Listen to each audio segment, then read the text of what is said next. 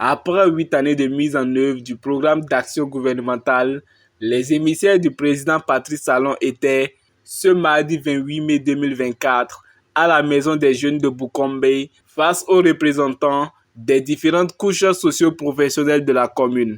L'objectif de cette rencontre était d'exposer aux populations les différentes réalisations du gouvernement de la rupture. Votre présence ici témoigne de l'intérêt que porte le gouvernement à montrer et à expliquer à la population de Bukombe tout ce qui a été fait juste là par notre président en ce qui concerne le développement.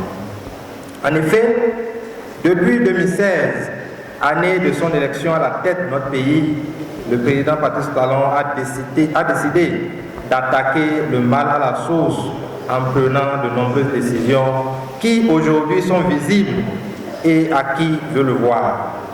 Nous devons toujours nous rappeler à quel niveau de développement se trouvait notre commune avant 2016, car c'est sur cette base que nous pouvons et devons évaluer le président et son gouvernement. À tour de rôle, les émissaires du gouvernement, avec à leur tête le ministre Kouaro Yves Chabi, ont exposé les avancées du gouvernement. Alors, au niveau du secteur de l'éducation, nous sommes tous témoins que avant 2016, il y avait vraiment des problèmes. Aujourd'hui, nous sommes tous témoins que le système d'enseignants vacataires qui avait pris corps dans nos écoles, en tournant une page sur ce système, le gouvernement a mis en place ce qu'on appelle le système d'Aspirana, qui a permis non seulement de régler la question des enseignants en termes numériques, donc en termes de nombre, mais aussi en termes de qualité. Alors lorsque j'évolue au niveau du primaire, les cantines scolaires, c'est vrai qu'il y avait les cantines scolaires, mais nous savons tous comment cela se faisait. Aujourd'hui, ça a totalement changé. Le gouvernement a non seulement multiplié le budget, plus de 32 milliards, mais surtout ce qu'il faut noter, plus de 80% des écoles sont prises en charge et les enfants mangent un repas, au moins un repas chaud par jour dès le premier jour de la rentrée jusqu'au dernier jour de l'année scolaire.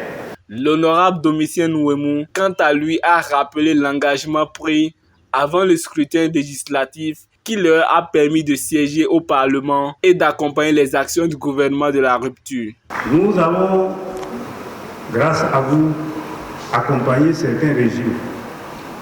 La rupture depuis 1960. Est-ce qu'on a vu un régime comme ça? Donc, c'est vraiment la rupture. En effet, aujourd'hui, on peut acheter un tracteur neuf. Un paysan achète un tracteur neuf. Avant, c'était difficile. Mais avec la rupture, on a commencé par acheter les tracteurs neufs, équipés à 8 500 000.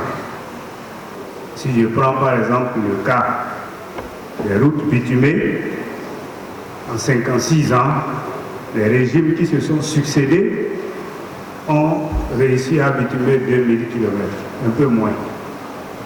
Moi-même, j'étais dedans. Eux sont arrivés en 8 ans, ils sont en train de boucler bientôt 3000 km. Nous avons accompagné, grâce à vous, en votant des lois pour réformer tout le système. Le secrétaire général a parlé de gros gibet, ce qui nous amène aujourd'hui à consommer ce que nous produisons réellement, à transformer ce que nous produisons réellement. Au thème, les populations ont salué l'initiative du gouvernement tout en émettant quelques critiques.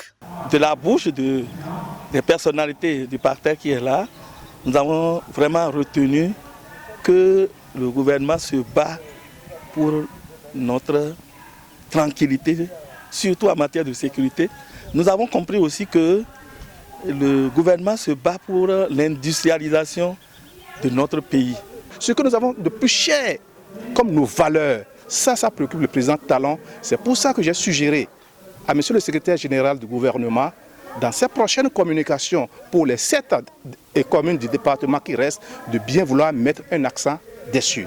Je suis allé jusqu'à même dire que je suis contre le ballet national à visage découvert. Nous ne pouvons pas aller prendre mes frères à Guinkomé pour les amener à danser le tipenti de Bokoumbe. Ce n'est pas possible. À chaque communauté, sa valeur culturelle. Il faut noter que la délégation gouvernementale était aussi composée du ministre Modeste Tionte Kérékou, du secrétaire général du gouvernement, de plusieurs députés à l'Assemblée nationale, de la préfète de la Takora, des cadres et des personnalités politico-administratives.